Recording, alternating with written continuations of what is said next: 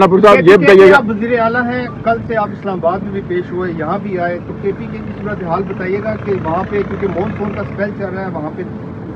سیلاب سے کتنے لوگ لاک ہوئے، کیا اقدامات کیے گئے؟ دیکھیے جی، جب بھی ایسا کوئی ڈیزاسٹر آتا ہے، اللہ معاف کرے، تو ہم پہلے سے تیار ہوتے ہیں اس کے لیے، اور اب تک ہمارے ٹائم میں جتنے بھی ایسے واقعات ہوئے ہیں، ہم نے ان تمام واقعات کے اوپر فوراً ایکشن لیا ہے۔ اس کے لیے نیچے میرا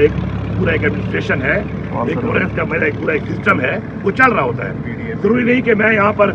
میں وہاں بیٹھا ہوں گا یا میں نے جا کے لوگ کو تمبو دینا ہوتا ہے۔ ہمارا سسٹم چل رہا ہوتا ہے، اور انشاءاللہ ہم نے بہت تیز طریقے سے ہمیشہ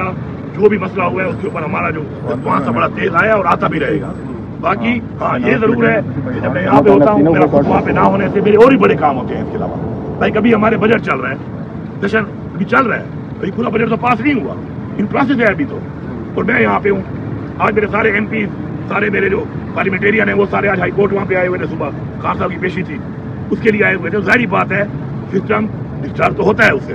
کام میں خلل تو آتی ہے، ڈیلے تو آتی ہے، لیکن ظاہری بات ہے ہماری پرائرٹی یہ بھی ساتھ ہے کہ ہمارا لیڈر جو ہماری جیل میں ہے اور ہماری ایک تحریک ہے، اس کو بھی ہم نے ساتھ ساتھ چلانا ہے۔ ایکسٹرا کام کرنا پڑتا ہے، جو بھی کرنا پڑتا ہے، ہمیں اپنا مینیج کرنا پڑے گا سب کچھ۔ یہ بتائیے گا کہ آپ کے بارے میں یہ پتا چلا تھا کہ آپ نے کے پی اسمبلی کے جو ایم پی ایز ہیں ان کو لے کے ڈیالہ جیل آنا تھا، اور وہ کب آ رہے ہیں یہ بھی ذرا بتائیے، کیونکہ علیمہ خان جو ہے وہ 2 دن پہلے یہ بتا کے گئی تھی کہ آپ نے آنا تھا۔ اس کے ساتھ شیخ فراز صاحب، عمر ایوب صاحب بھی پچھلے 7-8 مہینے سے یہاں آ رہے ہیں۔ اتنی ساری آپ نے اس سے پہلے کنٹیکٹ جو ہے وہ کرا چکے ہیں، عدالت میں کوئی نہیں سنوائی ہو رہی، کیا طریقہ استعمال کیا جائے گا کہ آپ خان صاحب سے ملاقات کر سکیں؟ دیکھیے جی، سازش تو ہو گئی ہے ناکام، اور اس لیے کل ملاقات پھر ہو بھی گئی، آپ نے دیکھ لیا، تو یہ ملاقات ہو جانی ہے، لیکن وہ کہتے ہیں نا